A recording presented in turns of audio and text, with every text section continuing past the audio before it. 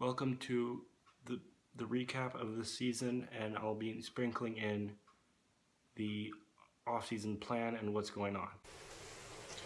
Hello! Welcome to another episode of Quarterback Kings Talk. I'm your host, Reed, and let's hop into this game for real. As of recording, the Kings do have some award winners. The Quick won the Jennings at the end of the regular season, and Kopitar has been nominated for the Selke, and Doughty has been nominated for the Norris. I don't know if they're going to win because you have guys like Bergeron and Hedman, but let's start this thing. Coming into September, preseason hockey has begun. The Kings are one of the two teams, along with the Vancouver Canucks, to head to China. They took two of the China games. Thankfully, everyone was properly rested and played for at least one of the games. And back here in SoCal, we get to see the prospects play. As we look and we see this young forward, his name, Iafallo. He's been really impressive at camp. There's also Kevin Gravel, who didn't make the trip, which I was pretty shocked, but he was dealing with a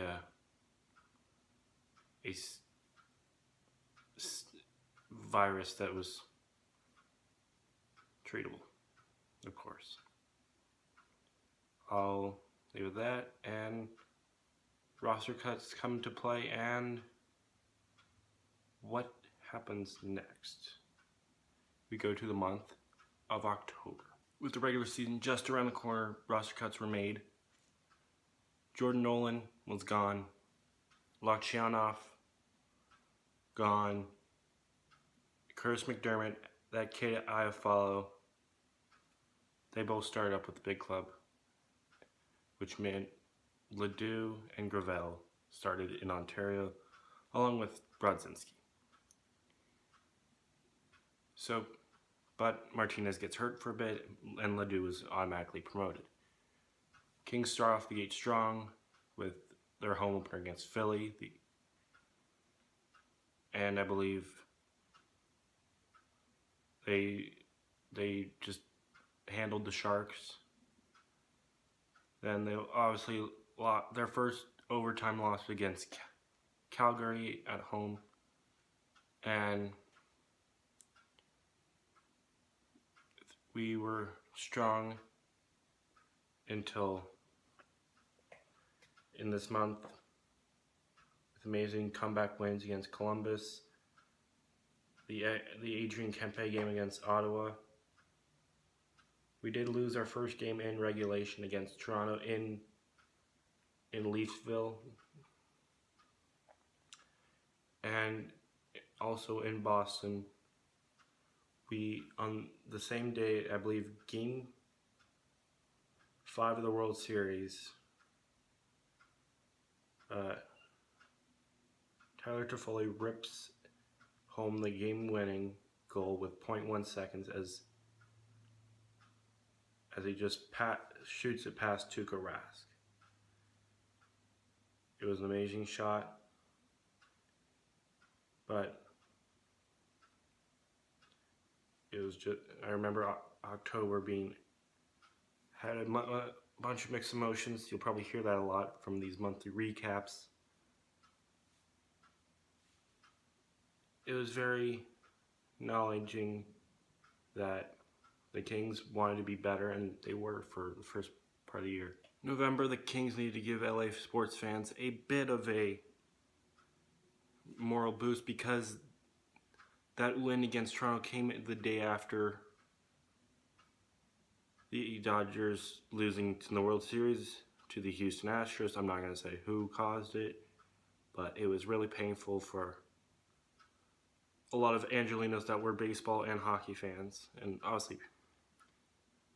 And the Kings go on a flip-flop streak with win-loss-win against Toronto, Nashville, and I believe Anaheim. And then they start to rattle off 4 losses in a row. One surprisingly to Vancouver. I remember. I thought they just turned off the switch. But then before the Vancouver game and after the Vancouver game and before the Boston game in that month, both were losses. The Kings traded Mike Camilleri, who was supposed to be Kopitar's wingman, was unhappy with his role, and we jetted him to Edmonton for Jussi Jokinen. Jokinen played, I think, a good number of games with us, but we obviously let him go on waivers and got picked up Columbus and then traded to Vancouver. He spent this year with 4 teams. Back to what I was talking about. So we did hit a dry spell. We only won once between the 9th of November and the 25th of November. In between and on Thanksgiving Day, we acquired Torrey Mitchell for a conditional pick, which was a 5th, but if we made the playoffs, we have to return their 4th round pick. So we still have our own pick if we did do that. So that next game review, which we won the shootout against Anaheim, that was one of the most coolest KFRs that I did this year, looking back, because I was certain. I'll just say it. I did that KFR in a house that was affected badly by the wildfires of Southern California. I remember sitting on a chair and just doing one of my, at the time, rare iPhone videos. I was so excited. I was very adrenaline, but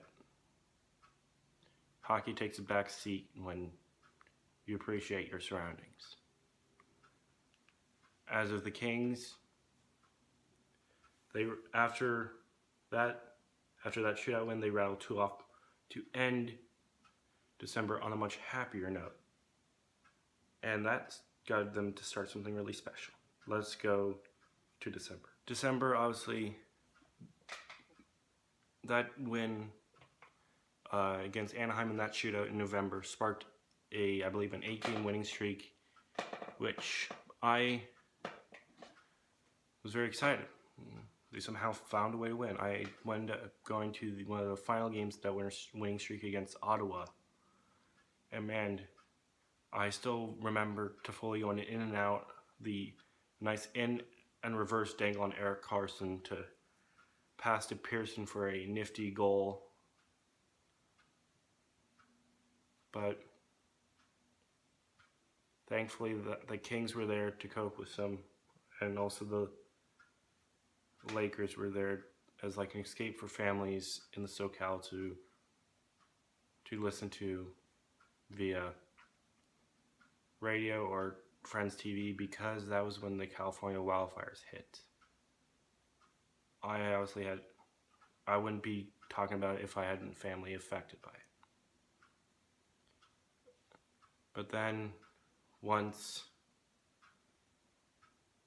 the Kings went towards New York, the tri-state area, they lost every single game, including a 5-1 loss to the Devils to kick that off. They got to practice in Central Park, which was cool. Of course, then King at the time, Marian Gaborik, scored his 100th a goal in his 1,000th game. And they just lost the Hudson, the New York, New Jersey series, as I like to call it, that little mini series.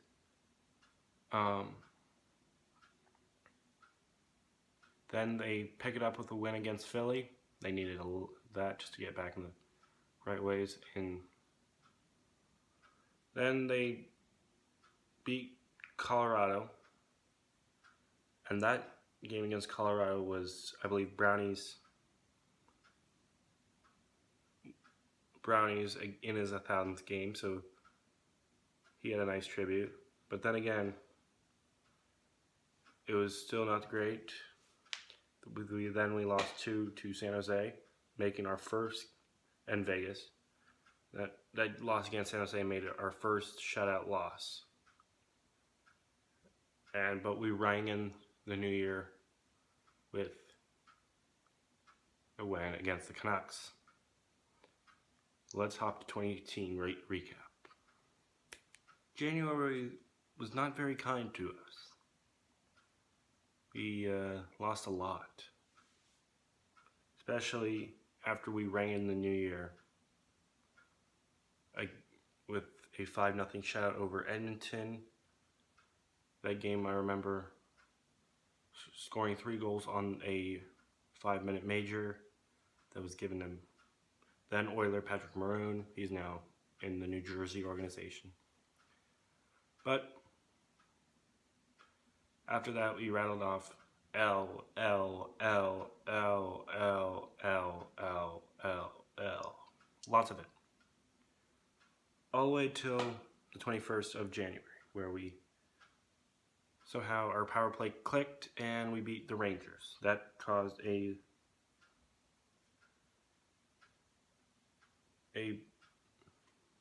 win, then we lost the next game, then we won 2 straight in January. Not the best month, especially because that loss between the Rangers and the Flames, that loss against Vancouver was 6-2. I was shocked. I'd rather, that's why I don't know what happened in the other sports world, but thankfully I was watching something else, because after 4-2 I knew, done. They weren't coming back. February gets a little bit more interesting. So February was interesting. We both had highs and lows. One of those lows was getting beat to the Carolina Hurricanes pretty badly, and thankfully after that us as fans got word of a trade. Dion Phaneuf and Nate Thompson for Marian Gaborik, if you didn't hear that, and Nick Shore. Shore was later traded away, none of my business. So Kings bolster their D and their bottom 6. So then he provides a punch with scoring a power play goal in the Pittsburgh, the Chicago game, I believe the Buffalo game before that. Oh yeah, we won Buffalo finally. The last time we did it, I was not even one. I was 3. Also, February brought another trade. So far, Darcy Kemper was being a stud as our backup goalie. He was shifted up to the Arizona Coyotes for Tobias Reeder and Scott Wedgwood. Wedgwood is a goalie that needed his flaws fixed. He was in Ontario. He got immediately sent down to Ontario to get help. And Reeder's a speed demon of a forward that we needed to complement some players. Of course,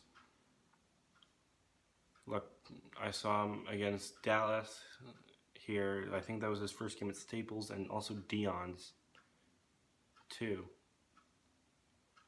Dion and Thompson. They did not do well against Dallas. I remember them losing vividly. I remember that goal being scored right on my end where I was watching the game. So, who knows? It was a pretty good deal. Kemper did okay in Arizona. He got a contract extension out of that. So, no more deals left or to be made.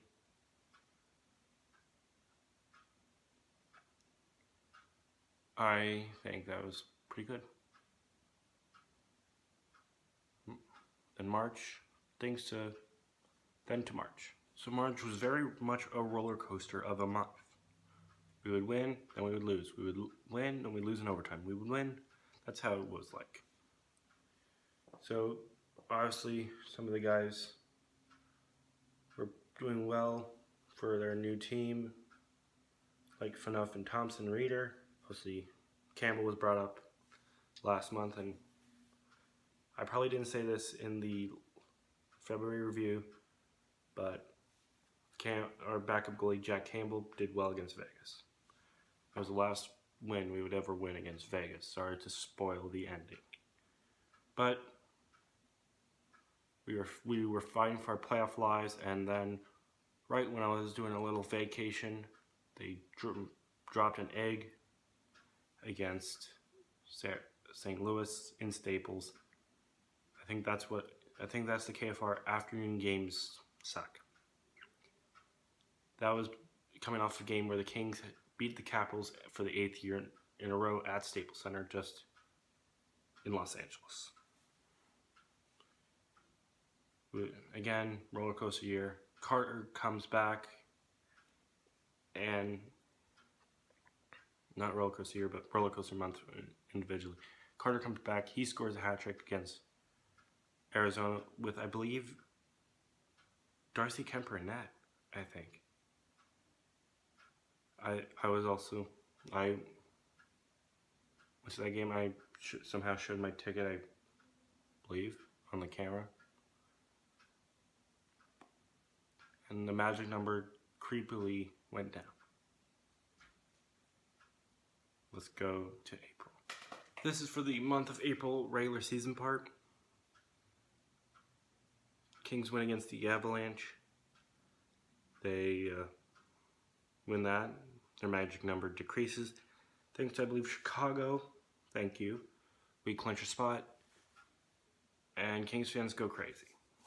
We're in the dance finally, after missing the playoffs for the last year and not the year after. 2 of the last 3 years we missed the playoffs. Dustin Brown gets a hat trick in another game that I went to. I likely showed my ticket.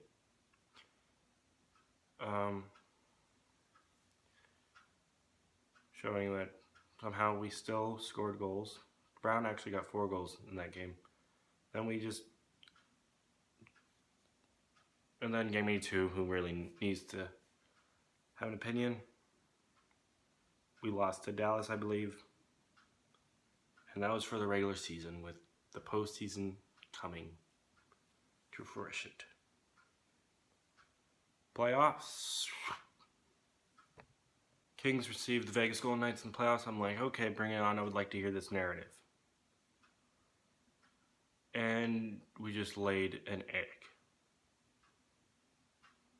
You can see my Game 4 video where I congratulate Vegas on a great series. But some notable points. We scored 3 goals in the entire series. 1 was Kopitar, 1 was Iafallo, and 1 was Paul Ledoux. Doughty got suspended wrongfully in game for something in Game 1 to make him suspended for Game 2. I didn't think that was suspendable. I thought some other things were suspendable, which were not, but which were a hockey play, but hindsight is 20/20. So, and like that, as the horn ticks down to 0, and Vegas hugs themselves right on your ice, there's only one thing to say. Congratulations, but let's look at the offseason. My offseason plan for the Kings: draft well, sign well, and trade well, obviously, but I'm not the GM, but here's what I do. Keep your first round pick. Unless there's a guy that can really impact our team down the road that still needs time to season in lower levels, then do it. But I do see the signs that we need to change up for forward core with how much money we're giving to guys like Kopitar, Carter, Brown, and Pearson Toffoli. Nate Thompson still has 1 more year left. Torrey Mitchell's likely gone. Derek Forbert's money increases now because of that extension that I forgot to mention, but he is now getting paid $2 million, which we now have 5 defensemen that are glutting the young guys from coming in, but hopefully I'd like to see Cale Clegg do some damage. He's supposedly like this really good defender in the WHL, but that's just the WHL. Who knows what will happen? I don't know when I'll be talking about the draft, and free agency, but when I do, expect a video. Likely going to be after the 4th of July for both. That's it for this season. Thank you all for watching. Check out the playlist and how we got here. And watch those individually. Click like if you like this video. Hit subscribe if you're new. Make sure that bell's on when you subscribe so you can get a latest update whenever I post some new content. Who knows what will happen next, but I will know. With forwards of Kopitar, Carter, Toffoli, Pearson, sprinkle in some Brown, sprinkle in some Kempe, sprinkle in some Iafallo, and with Gabe Velarde coming and Drake Reichma, no, not Drake Reichma, Sheldon Renpaul, my bad. Just expect pain, other teams that are not, that might laugh at us. They might laugh at me for saying that. Feel free, laugh at me. But you spend money to make money, and it takes 2 to take a trade. My name's Reed. Share this video with all your friends and family. Do what's your best. My name's Reed. I'm not changing to make hockey videos. My last little post on Twitter tells you, use it as motivation if you want to continue something that you love. I'll see you in another video down the road. Goodbye.